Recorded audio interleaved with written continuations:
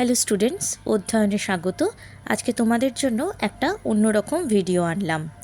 অনেকের কাছে হয়তো অঙ্ক সাবজেক্টটা ভীষণ শক্ত, অনেকের কাছে হয়তো এরকম মনে হয় এই সাবজেক্টটা না থাকলেই ভালো হতো, কিন্তু কি করা যাবে বলো? মাধ্যমিক পর্যন্ত অন্তত অঙ্ক তো আমাদের করতেই হবে। তো সেইখান থেকে আমি তোমাদের একটু কিছু গাইড করতে চাই, যাতে তোমাদের কাছে অঙ্কটা এতটাও শক্ত না মনে হয়। দেখো, অঙ্ক করার কিন্তু কতগুলো নিয়ম আছে। প্রথমত, তোমরা হয়তো বারবার এই কথাটা শুনবে যে অঙ্ক প্র্যাকটিস করা উচিত, অঙ্ক প্র্যাকটিস করা উচিত। আর তোমরা হয়তো অনেকেই অঙ্ক রোজ প্র্যাকটিস করো না, কিন্তু আমি বলবো যাদের অঙ্ক একদমও ভালো লাগে না তারাও অন্তত সারা দিনে আধ ঘন্টা সময় অন্তত তোমরা রোজ অঙ্ক প্র্যাকটিস করো। দেখো, মাধ্যমিক পর্যন্ত কিন্তু তোমরা অঙ্ককে তো বাদ দিতে পারবে না, বা অঙ্কতে ফেল করলেও মাধ্যমিক পাশ করা যাবে না। সুতরাং অঙ্কটাকে কিন্তু তোমাদের সঙ্গে নিয়েই চলতে হবে অন্তত ক্লাস 10 অবধি। সেই জন্য যদি তোমরা এই সাবজেক্টটাকে একদমই এড়িয়ে যাও তাহলে কিন্তু সেটা আরও শক্ত মনে হবে।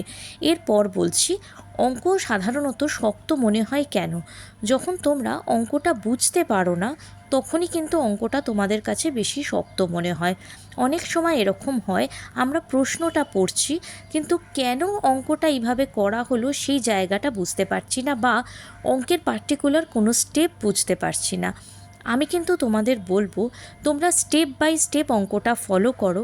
যদি এটা প্রশ্নের অঙ্ক হয় তাহলে প্রশ্নটা আগে ভালো করে পড়ো, তারপর তোমরা তোমাদের অঙ্ক যে করা আছে সেটা ভালো করে দেখো, স্টাডি করো, অঙ্কটা লাইন বাই লাইন বোঝার চেষ্টা করো। যদি কোনো লাইন না বোঝো তাহলে সেইখানটা আন্ডারলাইন করে তোমাদের যিনি টিচার আছেন তাদের থেকে একবার জেনে নাও, এবং তারপর আবার অঙ্কটা দেখে নিজের মতো করে অঙ্কটা বোঝার চেষ্টা করো। যতক্ষণ না তুমি অঙ্কটা বুঝবে, যতক্ষণ তোমরা কোনো রকম অঙ্ক একবার চোখের দেখা দেখে যাবে, ততক্ষণ পর্যন্ত কিন্তু অঙ্কটা শক্ত লাগবে। এবং বারবার করেই আমি বলছি, তোমরা কিন্তু অঙ্ক বাড়িতে প্র্যাকটিস করো।